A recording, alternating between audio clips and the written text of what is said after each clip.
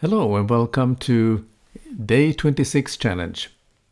Now today we're going to talk about something which might be very close to us these days, where we are living in what we call a new normal and we had to adapt in our life.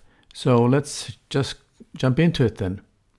So the LEADER Day 26 Challenge is that you turn everyday life into a lesson and you open up your eyes and you are sharing something that you have learned from everyday life, and by living in this situation where we've been to, and you turn it into a lesson and you share that lesson to your audience. So think about what are the things that has been affecting you and what you have learned during this time, and share it with your audience. And we'll see you tomorrow again.